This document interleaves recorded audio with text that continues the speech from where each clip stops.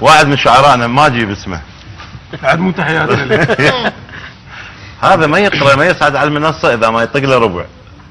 فقالوا له يابا انت ثاني واحد. فركض للمغاسل بسكته طق الربع بسرعه اجى نص عوجه. شويه اجى مقدم الاحتفاليه قال له يابا راح ناجلك خامس واحد لان انت شوي شاعر. عرفتها.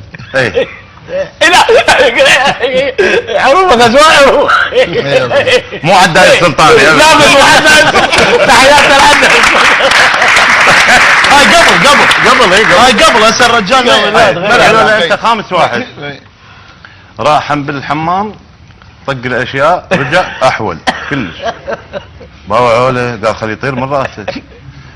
قالوا يابا راح نخليك مسك الختام بالاخير.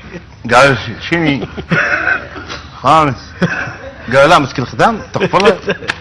والله راح كمل مسك الختام منتظر قوموا قال اعزائي المستحضرين كلها صفنت عليه.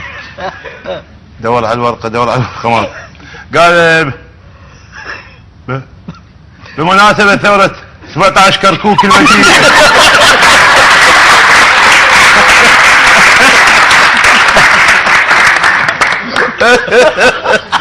ايه يا القفله